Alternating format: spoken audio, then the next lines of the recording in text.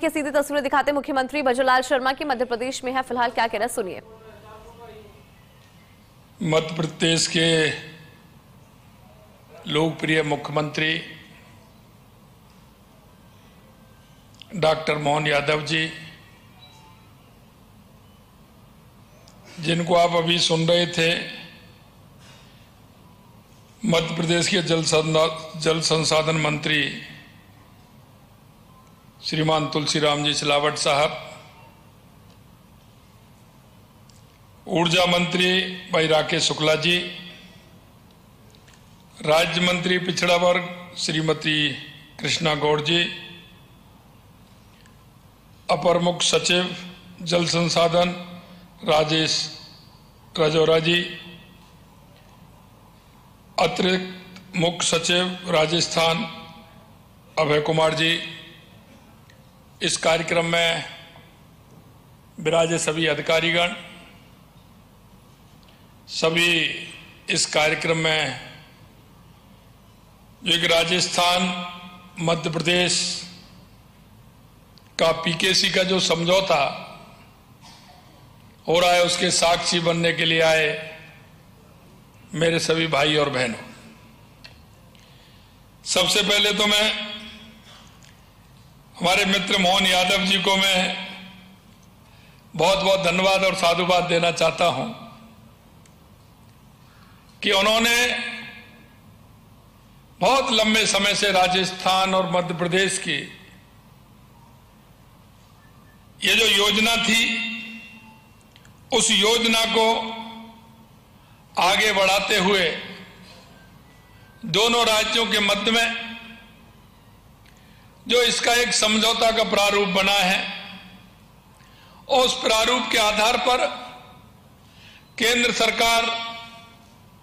देश के यशस्वी प्रधानमंत्री नरेंद्र मोदी जी ने उसको मूर्त रूप देने का काम किया है, क्योंकि मध्य प्रदेश और राजस्थान दोनों प्रदेश ऐसे हैं जिनके अंदर जमीन तो है लेकिन सिंचाई के संसाधन अल्प थे। हम जितना उन संसाधनों को बढ़ाने का काम करें तो हमारे प्रदेश की किसान तो समृद्ध होगा, लेकिन हमारे दोनों प्रदेशों की उन्नति भी होगी। मैं ये जो हमारी योजना है, ये योजना ऐसी है कि दोनों राज्य और केंद्र मिलकर के इस योजना को आगे बढ़ाने का काम करेंगे। हमने तो किताबों में पढ़ा है, सुना है और अनुभव भी किया है कि पहले लोग पानी के लिए प्याऊ लगाते थे, बावड़ी बनवाते थे, कुएं बनवाते थे, किस तरह से उनकी जल की पूर्ति हो यह काम करते थे। नदियां निकलती थी तो घाट बनवाते थे, उसके माध्यम से गांव कस्बों को, शहर को पानी मिलता था। लेकिन आज स्थिति बदली हुई है। बदली हुई इसलिए है कि पहले संसाधन जिस आधार पर थे उसी से काम होता था, लेकिन अब संसाधनों को रिएक्टिव करते हुए किस तरह से उसका हम ज्यादा से ज्यादा उपयोग ले सकते हैं। मैं कहना चाहता हूं कि मध्य प्रदेश और राजस्थान की यह योजना इतनी बड़ी है कि राजस्थान के भी लगभग 13 जिले इसमें आ रहे हैं और लगभग मध्य प्रदेश के भी इतने ही जिले इसमें आते हैं। हम देखते थे कि पानी बारिश होती थी, लेकिन वो पानी पूरा का पूरा हिंद महासागर के अंदर पहुंच जाता था। कहीं उसका ठीक प्रकार से उपयोग भी नहीं होता था। बारिश के समय हम देखते हैं कि पानी, नदियां उफान पर हैं, वो पूरा पानी चला जाता था। निश्चित रूप से हम बरसात के पानी जो नदियों के माध्यम से हमारे उस किसान को मिले, हमारी योजना के माध्यम से उस किसान को फायदा हो, जनता को शुद्ध और अच्छा पीने को पानी मिले। इस योजना से दोनों प्रदेशों की जो भौगोलिक स्थिति है निश्चित रूप से उसका काम आगे बढ़ेगा और पीने का पानी भी मिलेगा और किसान के लिए सिंचाई का पानी भी मिलेगा। दोनों राज्यों के बीच इस योजना से गहरा रिश्ता भी स्थापित होगा। मुझे पता है राजस्थान में जो परंपराएं हैं वही मध्य प्रदेश के अंदर है। मेरे से माननीय हमारे मध्य प्रदेश के मुख्यमंत्री जी ने कहा था कुछ योजनाएं ऐसी हैं जो राजस्थान और मध्य प्रदेश उनको एक साथ अगर करेगा तो इससे बहुत बड़ा फायदा होगा। जिस तरह से भगवान राम अयोध्या से लंका गए थे तो उनका राम पथ बना है। मैं भी जब मोहन जी ने इस बात को मेरे को कहा कि भगवान कृष्ण भी मध्य प्रदेश में आए थे, क्यों ना कृष्ण पथ भी बने। एक बहुत अच्छा सुझाव उनकी तरफ से आया। हम कह सकते हैं कि निश्चित रूप से राजस्थान और मध्य प्रदेश को भगवान कृष्ण ने जिस तरह से वो उज्जैन के अंदर पढ़ने के लिए आए थे, संदीपन गुरु जी के आश्रम में आए थे, वो मथुरा से चले थे और यहाँ आए थे। निश्चित रूप से एक अच्छा और गहरा अगर इस काम को हम करेंगे तो दोनों राज्यों का एक अच्छा रिश्ता भी बनेगा। यही नहीं, राजस्थान के अंदर कई ऐसी बातें हैं कि हम पर्यटन के क्षेत्र को आगे बढ़ाने का काम करेंगे। राजस्थान के अंदर पर्यटन को काफी अच्छी स्थिति है, तो मध्य प्रदेश को जोड़ करके एक और मजबूत हमारी पर्यटन के क्षेत्र में दोनों राज्य हमारे आगे बढ़े। यही नहीं, हमारे यहाँ जो एक सर्किट है उसको हम कह सकते हैं कि एक ऐसा सर्किट जो एक दूसरे के भाव को भी जोड़े और राजस्थान और मध्य प्रदेश के अंदर एक इस तरह का नाता स्थापित हो जो हमारा खाटू श्याम जी हैं वहां से लेकर के महाकाल तक इस तरह का एक कॉरिडोर बने जिसमें आने वाले बीच के हमारे इस तरह के जो हमारे देव दर्शन के स्थान हैं उनको जोड़ते हुए हम एक अच्छा ऐसा सर्किट बना सकते हैं जो हमारे राजस्थान और मध्य प्रदेश के अंदर पर्यटक ही नहीं जो यहाँ दर्शन करने आए उन लोगों को 4 स्थानों पर और दर्शन करने का मौका मिले। इतना ही नहीं, राजस्थान के किले महल जिस तरह चित्तौड़ का किला बिल्कुल इंदौर के पास में है, वहां से जो भव्यता और उसकी स्थापित कला है उसको भी मिले। हमने अभी अभी आपके नजदीक में ही चित्तौड़ से लेकर के उदयपुर से लेकर के हल्दी घाटी से लेकर के महाराणा प्रताप का हमने सर्किट बनाया है। प्रताप सर्किट के माध्यम से हम चाहते हैं, क्योंकि उस समय का जो क्षेत्र था वो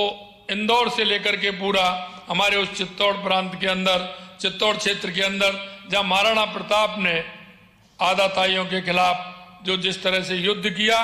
महाराणा प्रताप हमारे देश की एक पहचान है, एक शान है। हम महाराणा प्रताप के उस सर्किट को मजबूत करते हुए उसको भी आगे बढ़ाने का हम काम करेंगे। दोनों राज्यों में कृषि के क्षेत्र में भी जो माननीय यशस्वी प्रधानमंत्री नरेंद्र मोदी जी ने श्री अन्न योजना के माध्यम से, मोटा अन्न के माध्यम से जो एक श्री अन्न की पूरे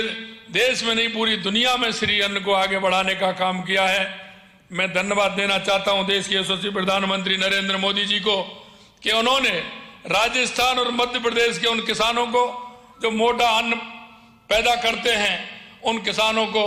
स्वावलंबी बनाने के लिए, उन किसानों को आगे बढ़ाने के लिए ये मोटा अन्न योजना, श्री अन्न योजना के नाम से जो पूरे दुनिया में श्री अन्न योजना को लेकर के गए हैं, निश्चित रूप से उसमें भी राजस्थान और मध्य प्रदेश को बहुत बड़ा फायदा मिलने वाला है। उस क्षेत्र में भी हम मिलकर के कदम उठा सकते हैं। यही नहीं, हमारा भूजल स्तर लगातार गिर रहा है। हमारी नदियां जिस तरह से आज के समय में नदियां सिकुड़ती ही जा रही हैं, हमारा भू स्तर नीचे जा रहा है। तो हम कह सकते हैं कि अगर हमारी ये योजना ठीक प्रकार से बनेंगे,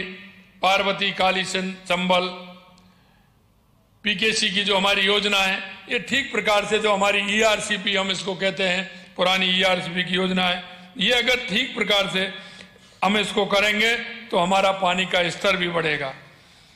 यही नहीं, मुझे आपको ये बताते भी खुशी है कि परियोजना हेतु दोनों राज्यों ने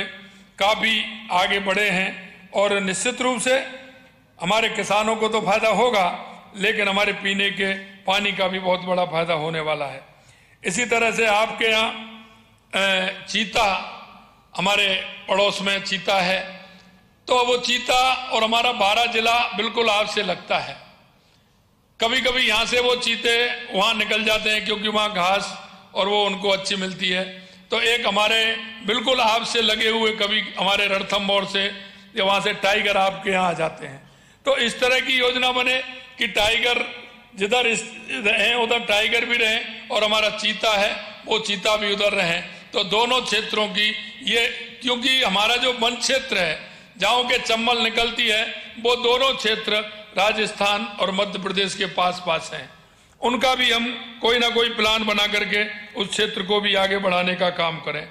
राज्यों के बीच, जैसा मैंने बताया, हमारी पर्यटन योजना ठीक प्रकार से बने, जिससे कि आने वाला हर पर्यटक राजस्थान आए तो उसके मन में ये ललक आए कि मुझे मध्य प्रदेश भी जाना है, और मध्य प्रदेश आने वाला पर्यटक उसके मन में ये ललक आए कि मुझे राजस्थान में जाना है। इस तरह का काम अगर होगा तो निश्चित रूप से दोनों प्रदेशों के लिए बहुत बड़ा फायदा होगा। इसी तरह हमारा एक चंबल घड़ियाल अभ्यारण्य को भी इस तरह का प्रतिबंध किया जा सकता है, जिससे इस क्षेत्र में, दोनों क्षेत्रों में, क्योंकि चंबल के घड़ियाल हमारे राजस्थान में भी हैं और आपके मध्य प्रदेश में भी हैं, उनमें किस तरह से हम उनको जोड़ते हुए उस काम को भी हम आगे बढ़ा सकते हैं, जिससे घड़ियालों का संरक्षण ठीक प्रकार से किया जा सके। मैं अंत में इतना ही कहना चाहता हूं कि हमारे पर्यटक स्थलों को बढ़ावा देते हुए हम इस काम को आगे बढ़ाएं और हमारा जो काम है पार्वती, काली सिंध, चंबल परियोजना, इसको भी आगे बढ़ाते हुए दोनों राज्यों में इसका पूरा काम हो, ऐसी मुझे उम्मीद है। और निश्चित रूप से मैं कह सकता हूं कि हमारे मध्य प्रदेश के मुख्यमंत्री डॉक्टर मोहन यादव जी का जो सोच है और जो उनकी कल्पना है, निश्चित रूप से मैं उनको दिल की गहराइयों से राजस्थान की तरफ से आपको बहुत बहुत स्वागत और अभिनंदन करता हूं, क्योंकि आपने देखा होगा लंबे समय से ये मांग चल रही थी दोनों राज्यों के बीच, लेकिन करने वाले की दृढ़ इच्छा शक्ति होनी चाहिए, उसका मन होना चाहिए। हम किस तरह से हमारे प्रदेशों को आगे बढ़ाएं, ये मन के अंदर ललक होनी चाहिए। अगर आपके मन के अंदर ललक है, चाहे वो किसी भी क्षेत्र में है, आपके मन में अगर तूफान है तो निश्चित रूप से वो पूरा होगा। आपके मन में यह ललक है कि हम मिलकर के हमारे प्रदेश को, हमारे मध्य प्रदेश को, हमारे राजस्थान को आगे बढ़ाने का काम करेंगे, तो निश्चित रूप से ईश्वर भी उसकी मदद करता है और वो पूरा होता है। अंत में इतना ही कहते हुए आप सभी लोग को मैं बहुत बहुत धन्यवाद और साधुवाद देता हूं कि आप सभी ने यह कार्यक्रम रखा, और भाई मोहन जी ने कहा कि आना है तो हम तो तैयार ही हैं। हम तो कहा था कि